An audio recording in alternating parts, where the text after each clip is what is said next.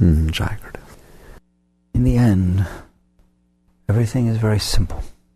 The mind complicates matters, and that will never stop until you stop relying on your mind as your method of going through life. Life is simple. Life is easy. Life is painless. It becomes difficult, complicated, painful because of mind. If you look at it without mind, it's this simple. You're on a planet in the middle of nowheres. The nowheres is infinite. Mind cannot touch that, but we left mind behind anyways. It just is going on forever in both time and space. Yet your existence on this planet is nothing. It's one grain of salt in all the oceans. That's the truth. You don't need a lot of mind to comprehend that. In fact, as you contemplate it, mind stops. For it figures, what do you need me for? A grain of salt in all the oceans. That's what this planet is, a grain of salt in the infinite universe. It's nothing. Life is simple. It's that which goes on a grain of salt in the middle of the infinite universe. That's your first understanding of the simplicity of no-mind life. The second is, it is so temporal. You will be here for what amounts to less than a blink of an eye in the realm of things. It's already half over for all of us, most of us. Hasn't really lasted that long. Not in the realm of things. Not even close.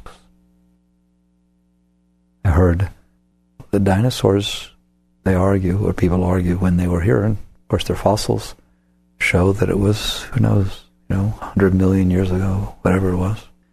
Even that is nothing. Look at 100 million years compared to your 100 years. The 100 million years, this planet, the sun, the solar system, are saying, is what? 5 billion years, all right? In that neighborhood. They think the universe, the known universe as we know it, 15 billion years. 100 million is nothing. Your time factor is nothing. Nothing. The amount of time it takes for that grain of salt to move once in any direction at any time is your time in space. You don't need mind for this, do you? It's obvious. It's real. Life is simple. It is what happens during that moment, during that blink of an eye, on this infinitesimally small nothing. Why would it be difficult? Why would it be painful? Why would it be embarrassing? Why would it be hard? It can't possibly be any of those things. It's nothing.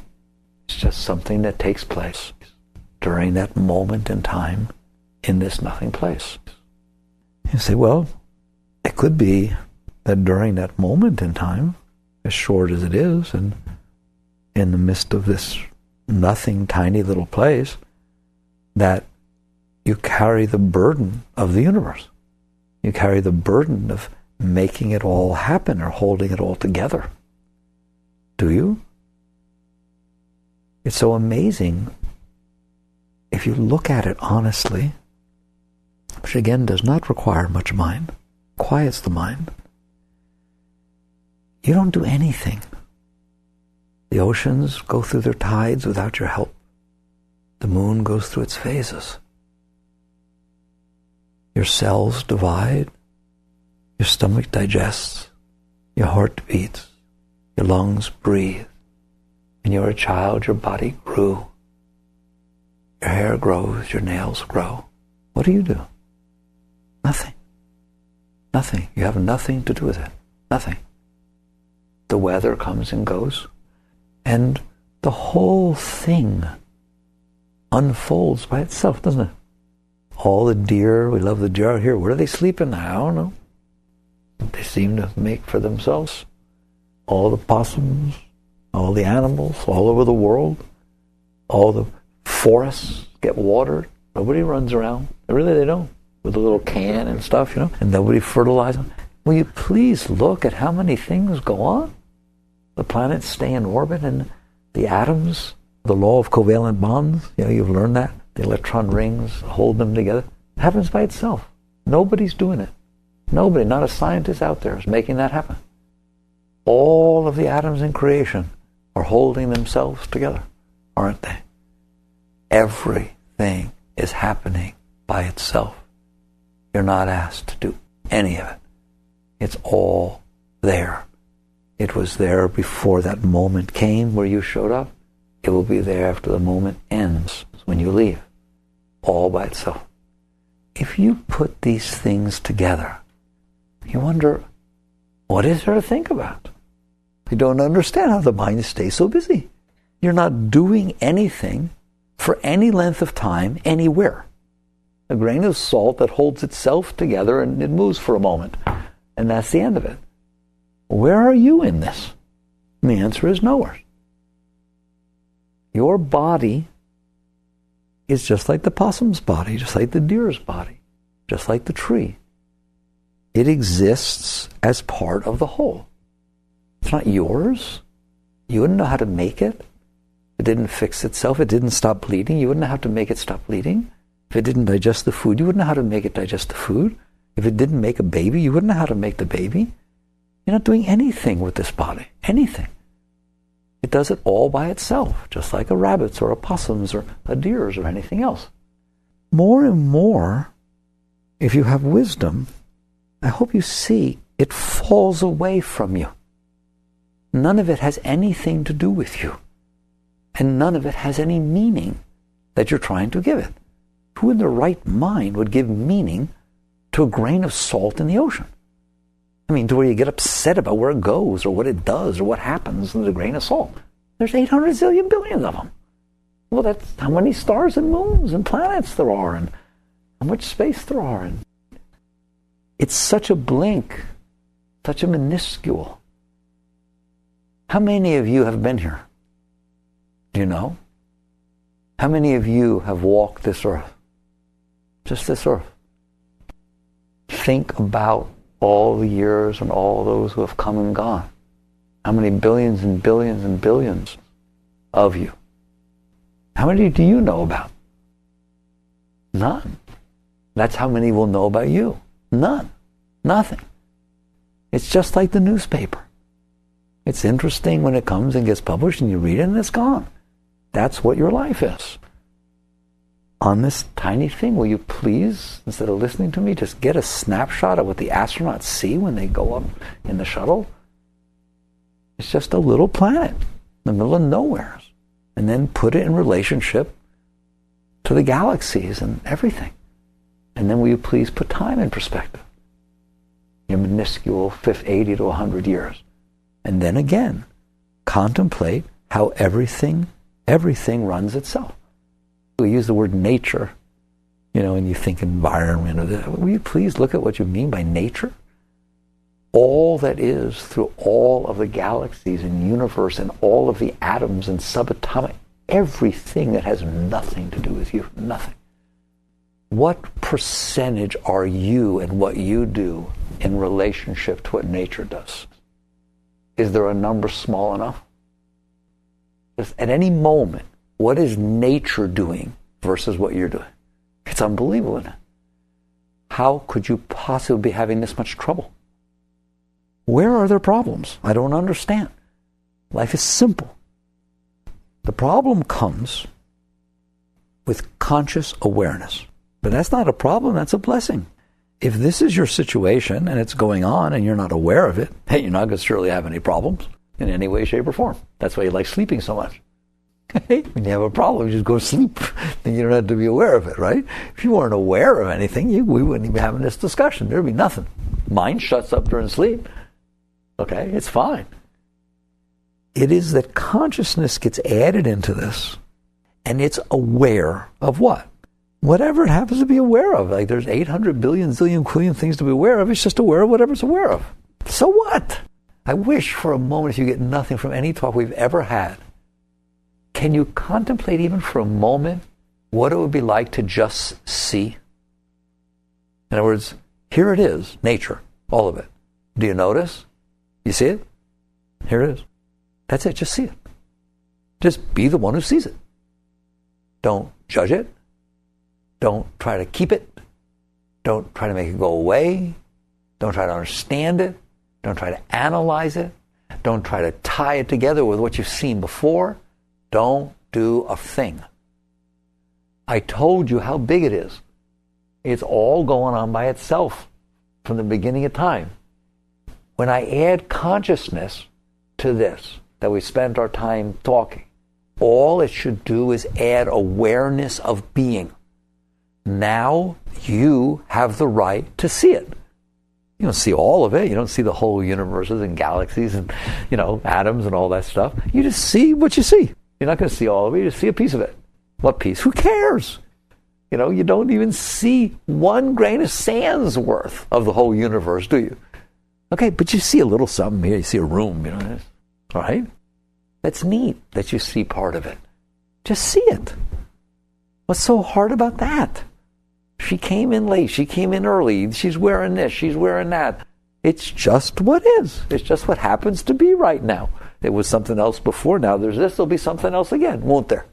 It's just life. It's creation. It's universe passing through time and space. It's been doing it forever. Are you telling me you're not capable of just seeing it? And the answer is yes. That's the rub. You are not capable of just seeing it, are you? You got to do something about it. You got to get your mind on it. You can't just know that it always was, it always will be, it goes on forever, and you're just seeing a drop of it for a moment. So what? It doesn't matter. Why won't you just see it? If you live here, you live here. You live there, you live there. You're with this person, with this person, with that person, with that person. You're sick, you're sick. You're healthy, you're healthy. You're tall, you're tall. You're short, you're short. In the realm of things, what are you going to tell me about the shape of your salt grain? What is the difference? It's irrelevant. What's relevant is where there didn't need to be anything, there's creation. There's this universe. Wow. And you get to see some of it. That's what was happening for a short period of time. Why can't it be like that? Who said it can't be like that? Who said you can't wake up in the morning so you get to see a little more? Do you know what's going to happen when you wake up in the morning? You're going to get to see another day. What do you care what happens? I know you do, but I'm playing make-believe with you. What do you care? Nothing's happening. You're just seeing creation. You're seeing nature. You're just seeing. If you could get yourself there, you're enlightened. Isn't that funny? That's all it is. The clarity of being. The clarity of just seeing what is with the one who sees. That's all. The problem comes when you impose upon this very perfect and free system the concept of preference, the concept of desire. It's not that I just see it. See what? That which I have nothing to do with. I have a preference about how it is. I don't want that you came in late. I don't want that a guy sits there instead of a girl. I don't want that you wear this. I don't want that that's happening. I don't want this. I don't want that. I do want this, and I do want that, and I don't like that. What are you doing? I thought we were just seeing. That's not just seeing. You have now added to this copacetic, beautiful Garden of Eden I gave you, which is, it's all doing its own thing, just watch. Have fun, you don't have to stay anyways. There's no burden. There's nothing. There's just the joy of the experience of life. You just added something unbelievable to that. You added the most confusing, complicating factor that could ever be. preference. That's all it takes. The moment you add preference, what happens? Things are no longer okay. Can you see that? Things will never be okay again, ever. Why? Because you defined something called okay. You all of a sudden defined a way it should be and a way it shouldn't be. The way I want it, the way I don't want it. Well, why is that a problem? We just spent a half hour discussing how how it should be and how it shouldn't be, has nothing to do with you. It's just creation that goes on forever. It's all of nature. You didn't do a thing. Remember all the atoms and the galaxies? And you admitted to me you had nothing to do with it.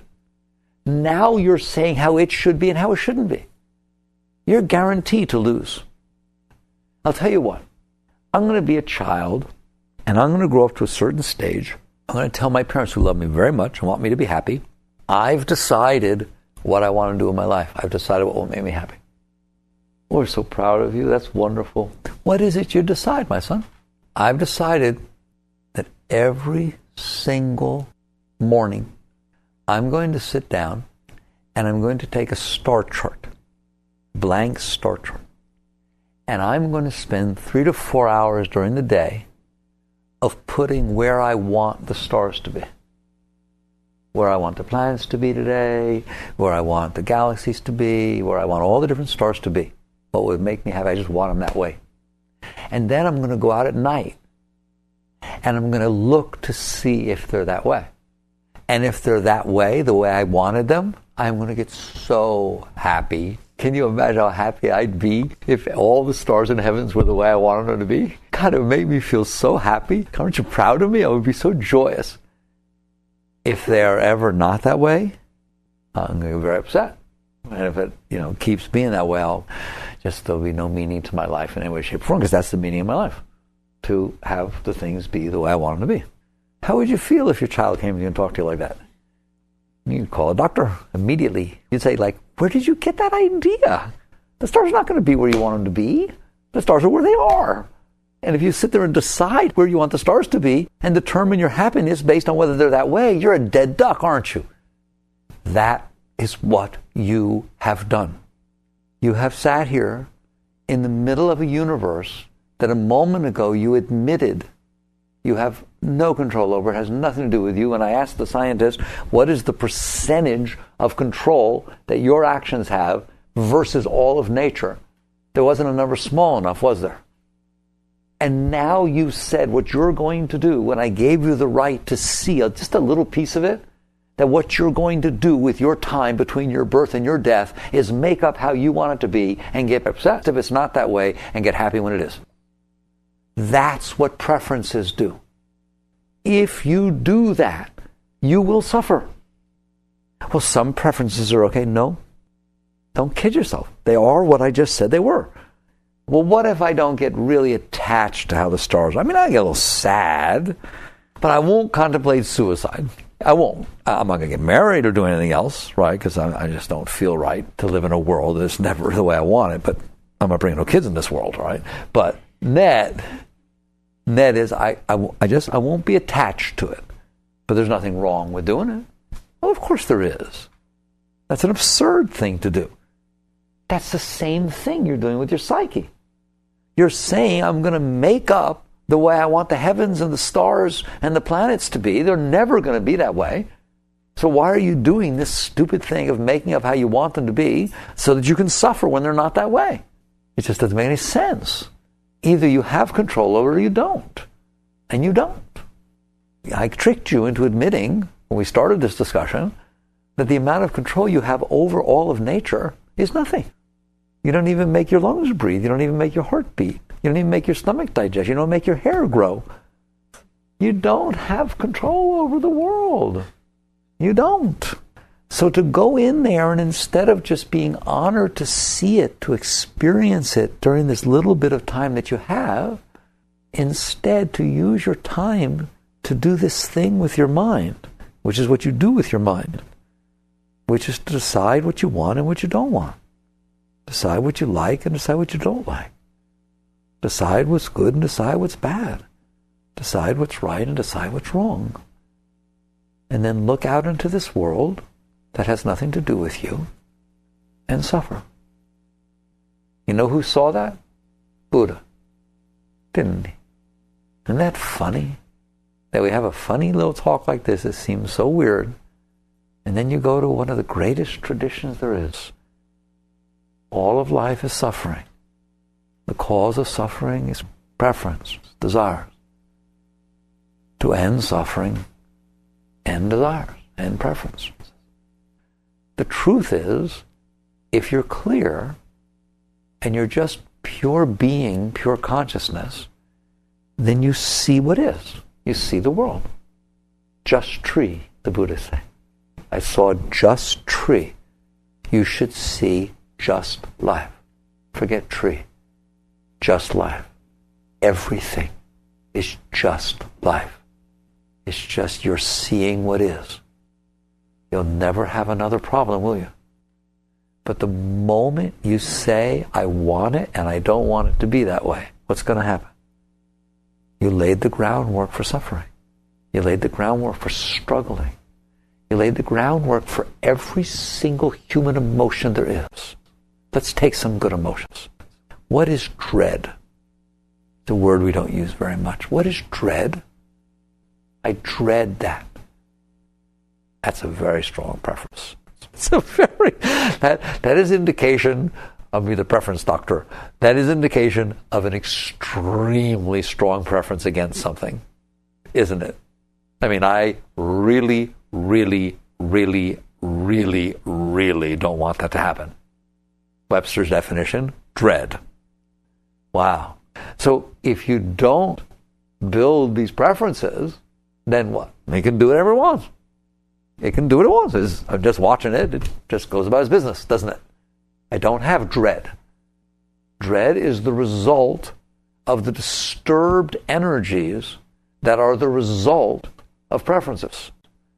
Because you built within your mind this preference, you have a thing about that, a blockage, a samskara. Therefore, when the energy tries to flow, the Shakti, the Chi, the ecstasy of God, the core of your being, tries to flow through, it hits that blockage, and you get weird. Your heart starts to hurt, and you feel emptiness and hollowness and fear and all kinds of stuff.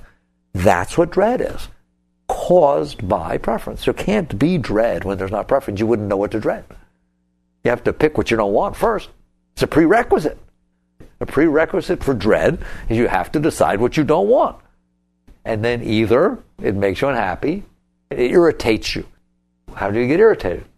How do you get irritated? When things you don't want show up. They irritate you. Is that like dread? No. You have to really not want it to be dread. If you just don't want it a little bit, it just irritates you. Give me any emotion you want, and you will see its core comes from preference. You built the groundwork for all of your human mess by using your mind to decide how you want things to be. If you didn't do that, they could just be the natural way. Natural meaning nature. Not good, not bad, I'm not saying that, just natural, just nature, the way they are naturally. And you would see this.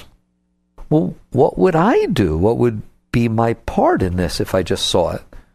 I don't understand. The possum has a part. Why won't you have a part?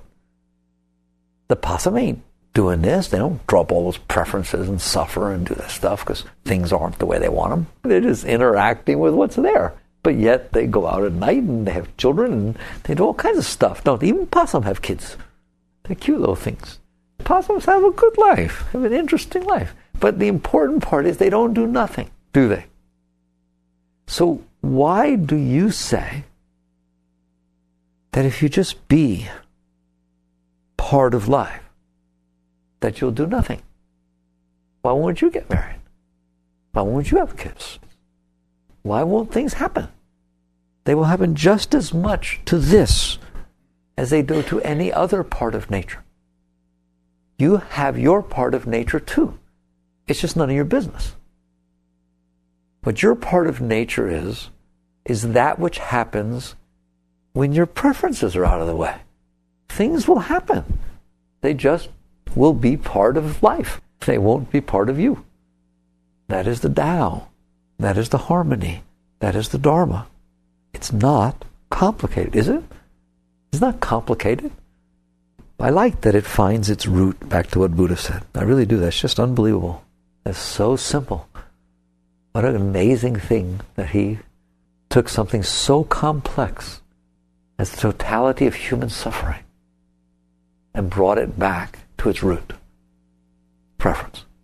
You do not have to do that. You do not have to live like that. You can release this process of using your mind to destroy your life. How? Okay. That too is simpler than people make it.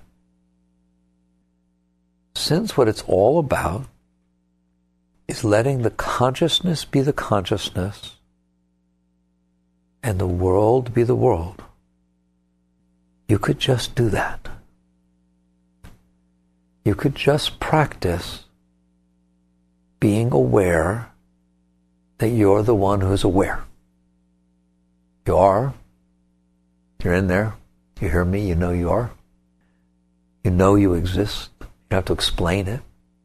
Your sense of being is always there. Your awareness of being. Just to contemplate something like contemplate just those words, and they blow your mind. Awareness of being isn't something you're aware of. It's not an object. Being is a very deep word. Being means you exist. You know that you know that you know that you are. Well, just be aware that you exist. Well, you're already aware that you exist. Good. Just be that. That's called awareness of being. That's the self. Can you get an A on this, can't you? How hard can it be? Tag, you're it. That's it. That's your spiritual practice. Go read whatever you want. Go study whatever you want. Go travel wherever you want. When it's all said and done, that's your spiritual practice. It has to be. Why? Because the state you're returning to, not achieving, but returning to, is that the world still exists. It always did. It's not your job to make it go away. Give me a break. Why should it go away? It just is. You don't do anything with that. And your consciousness is just aware of the part you see. That's all. Achieve that state, and you're out. It's clear. Suffering's over. Burden's over. Therefore, you simply be aware that you are aware at all times. Now what you're going to find is that you need a little help with that. So instead of just being aware that you're aware, you get to be aware of what you're aware of. That's a big difference. If I tell you to just be aware that you're aware, you won't be able to do it. You will later, but it's hard now. But if I tell you to be aware of what you're aware of, that's much closer to doable. You're aware of me sitting here. You're aware of me talking to you. You're aware of your thoughts passing through in your mind, thinking about when this is going to be over so you can go home. You're aware. You're aware of your feelings that come up. You're aware of what your body feels like. You're aware of smells. You're aware of a lot of things, aren't you? Good. Be aware of what you're aware of at all times. That's all. Isn't that amazing? Be aware of what you're aware of. Of course, if you're aware of what you're aware of, you're starting to practice what's going on. Because what you're aware of is life, and you're the one who's aware. That's fine. And be especially aware, please, of your preferences. Be aware whenever you notice that something inside of you is saying, I don't like that. Or I like that. Or I wish it was that way. I hope it'll never be that way. I want that. I don't want that. Those are preferences. Those are breaking up this world that you see into things you like and things that you don't like. Don't do anything about it. I didn't say make it go away, did I? I said be aware, that's all. Just be aware of what you're aware of and pay special notice to when it's breaking the world up into what it likes and what it doesn't like and trying to tell you what to do about it. And you know what you're going to tell me? That was a trick making, because that's all it does. That was a trick. You tricked me. You said, just watch that. That's all I'm watching. All it does is break the thing up into what it likes and what it doesn't like and tell you what to do about it. Do you see that? Just watch all day. Watch. And that's what you're going to see. It has something to say about everything. And what it has to say is like or dislike or I couldn't care less, which is still preference. Right? You're still breaking the world up. And then when it decides it likes it, it comes up with what it's supposed to do about it, doesn't it? How to get it, how to keep it, how to this, how to that. When it decides it doesn't like it, it comes up what to do about it, how to avoid it, how to make sure it never happens. That's what it's in there doing. That's what it does. So your path, this simple path of this simple life, is be aware of what you're aware of. I would ask you to do nothing else. Be aware of what you're aware of. You will see that the rest happens anyways. It's not like if you're just aware of what you're aware of, nothing's going to happen.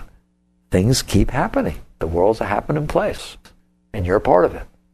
You're going to meet people, and things will happen, and sickness will come, and health will come, and you get old. You got older all by yourself, didn't you? Look what happened. Huh? What'd you do for that? Yeah, funny. It just happens. I don't know how to explain it. Things happen. And so instead of playing the game of participating in this sickness of preferences, you just play the game of being aware of what you're aware of. At first, it will be very uncomfortable because you're going to want to do something about it. Thought I'd clue you in on that. Give you a crash course. You're going to find that if you want something, you're going to want to do something about it. You're going to find that if you don't want something, you're going to want to do something about it. Just sit there and be aware. Be aware that what you're aware of is something that wants to do something about it. That's what you're aware of, right? And sometimes that something's a little strong, isn't it? Like, whoa, what a team of wild horses. It sure has some energy, doesn't it? So net, you be aware of what you're aware of. And more importantly, you become comfortable being aware of what you're aware of. How? How do I become comfortable when I have this noise, these energy patterns that move very strong inside toward what I want and away from what I don't want? Relax. Relax in the face of the urge to do something about it. Relax your shoulders, relax your chest, just relax. Even though everything inside of you wants to do something else, you relax. You still do have some will. That's how you use your will. That can't be that simple. It's that simple. They give you 800 million techniques, and I'm telling you, when it's said and done, what they boil down to is relax. Do your mantra, relax. Turn mala, relax.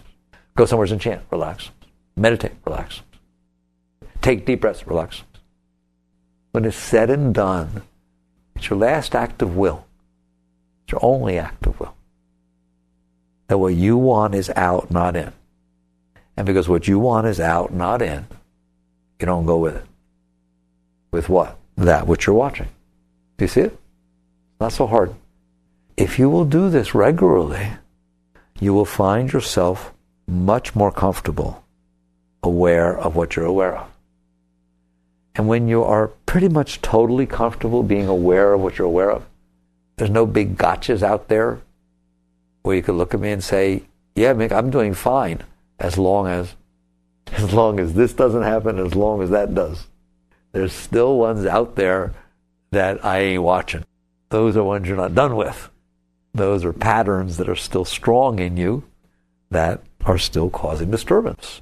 So you don't have to go do anything about it. You just don't buy in to the fact that there's going to be anything out there that you're not going to just watch.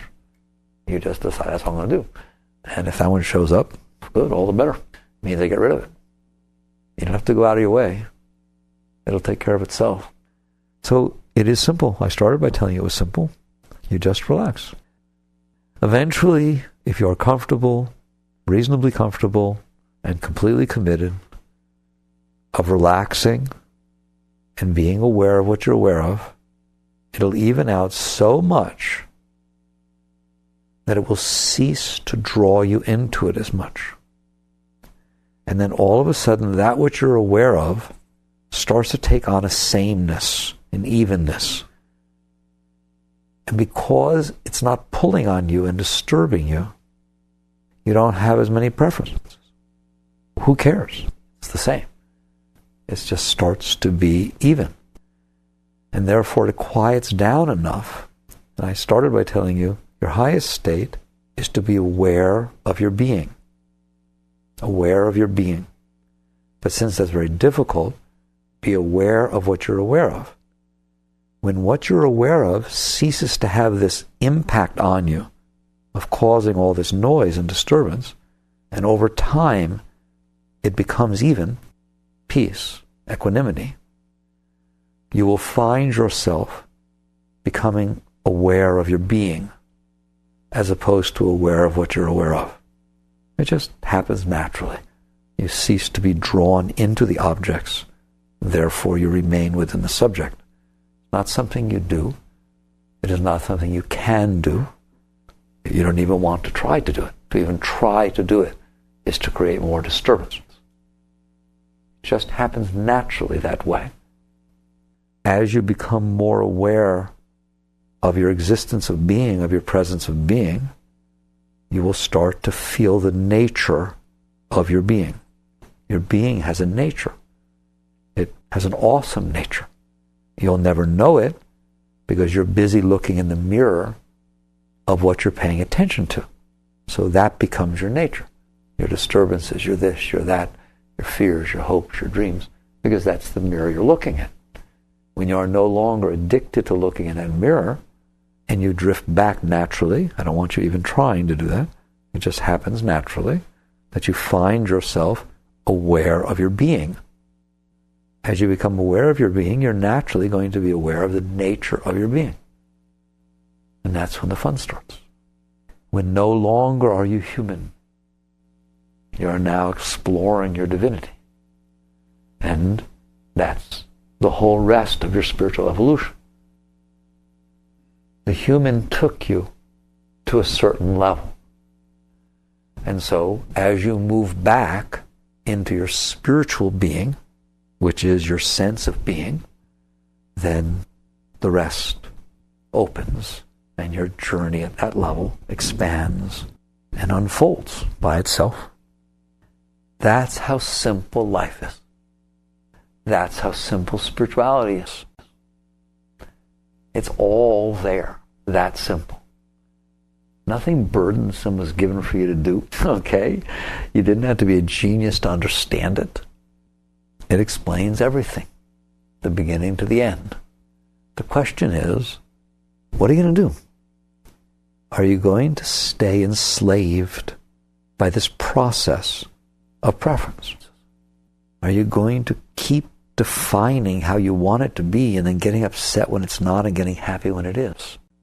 Or are you willing to go deeper than that? Work your way out. You want to have a fun life? This is a fun life. Aside from the mystery and the enjoyment of the exploration of being, of the unknown, aside from that, you don't have to have any problems because you gave up on the world as a problem or a solution, right? It's nature. It's something you're aware of. Doesn't matter. You're fine. You hear me? Jagrata.